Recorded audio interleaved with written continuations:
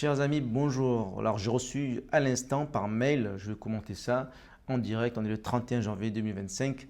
J'ai reçu par mail la réponse du Conseil constitutionnel concernant mon recours pour annuler l'élection législative dans notre circo, la 11e circo des Français et étrangers, Asie, Océanie, Europe orientale. Pour rappel, il y a eu 10 recours en 2024. Sur la moitié des recours, il y a eu un rejet, c'est-à-dire 5 d'entre eux ont été rejetés en octobre déjà, il y a eu une première commission, et 5 autres ont été jugés recevables, sérieux, et qu'il fallait prendre plus de temps pour prendre une décision finale.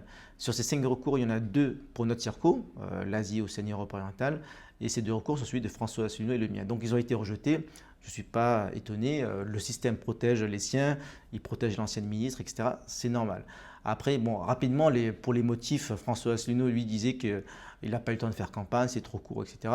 Il disait qu'il y avait probablement des fraudes dans le vote électronique, etc. Bon, voilà, il a eu ses raisons. Moi, je disais, en fait, j'avais 3 motifs pour rappel.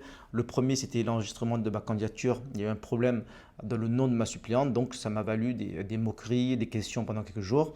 Ça m'a fait perdre du temps.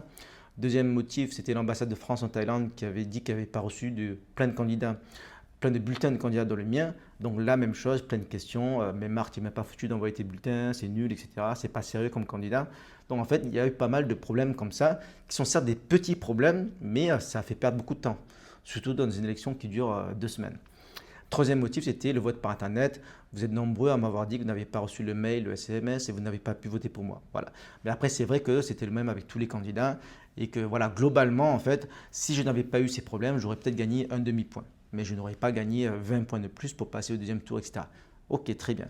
Maintenant, pourquoi je vous en parle aujourd'hui, c'est pour vous dire que, en fait, il faut rester mobilisé, il faut poursuivre le combat. Le problème, c'est pas qu'il y a trop de gauchistes et de macronistes et les Français étrangers. Le problème, c'est que les patriotes ne sont pas mobilisés. Ils ne votent plus. Combien d'entre vous m'ont dit que c'est bien Marc ce que tu fais, mais ça ne sert à rien parce que de toute façon, on ne peut pas gagner. Il y a trop de macronistes, il y a trop de gauchistes. Et en fait, tu perds ton temps, tu perds ton argent. Alors, c'est pas vrai. C'est pas vrai parce qu'on est majoritaire, mais on ne vote pas.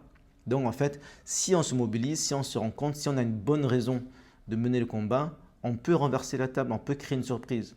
Lors des prochaines législatives en 2027, au plus tard, mais peut-être avant, peut-être cette année, peut-être dans 6 mois, mais surtout aussi les élections locales. Il y a des élections locales, Conseil des Français étrangers, en mai 2026 normalement. Là, on peut créer la surprise. Là, en fait, partout où vous êtes, dans le monde, même pas qu'en Asie, contactez-moi. Si on se mobilise, on va être majoritaire. On peut créer la surprise. Alors contactez-moi et on en reparle.